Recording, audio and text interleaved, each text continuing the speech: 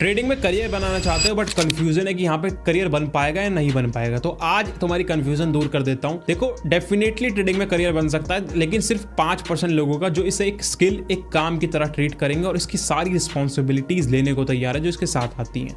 तो चलिए अब मैं तुम्हें स्टेप बाय स्टेप एक प्रोसेस बता देता हूँ जिससे करियर बनाना थोड़ा ईजी हो जाएगा और तुम फास्ट तरीके से कर पाओगे। तो सबसे पहला स्टेप है कि ट्रेडिंग के सारे बेसिक्स सीख लो कि मार्केट कैसे काम करती है, प्राइस कैसे मूव करता है, बायर सेलर्स क्या होते हैं, क्योंकि जो बेसिक चीजें ही होती हैं उनको ही लोग नहीं सीखते और अपना अननेसेसरी लॉस कराते रहते हैं। अब सेकंड स्टेप है कि जो इन्फॉर्मेशन तुमने ली है उसे अप्लाई करो, एग्जीक्यूट करो, क्योंकि लोग नई नई चीजें सीखते रहते हैं बट उन्हें कभी अप्लाई नहीं करते। तो अप्लाई करना बहुत इंपॉर्टेंट है। तो पेपर ट्रेडिंग करो, उससे तुम्हें एक्सपीरियंस मिलेगा, एक्सपोजर मिलेगा मार्केट का। एटलीस्ट 3 महीने के लिए पेपर ट्रेडिंग करो ताकि तुम्हें एक एक्सपीरियंस मिल जाए, गलतियां कर पाओ तुम अच्छे से और सीख पाओ।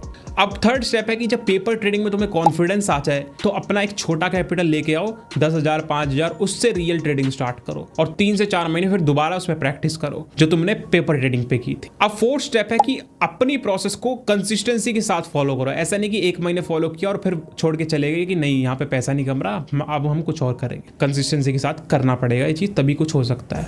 अब स्टेप नंबर 5 है कि हमेशा एक फाइनेंशियल बैकअप अपना अलग से रखो जिससे तुम्हारे एक्सपेंस चलते रहे, क्योंकि अगर तुमने पैसा कमाना स्टार्ट कर दिया ट्रेडिंग से और तुम उससे खर्चा करने लग गए तो फिर होगा क्या कि तुम्हारे इमोशंस बीच में आ सकते हैं। तो एटलीस्ट जब तक लगातार 1 साल तक तुम प्रॉफिटेबल ना हो अपनी ट्रेडिंग इनकम पे डिपेंड मत हो कंप्लीटली। अब अगर तुमने इन 5 स्टेप्स को फॉलो कर लिया तो तुम्हारा करियर बनना ईजी हो जाएगा और तुम एक फास्ट तरीके से ट्रेडिंग सीख सकते हो।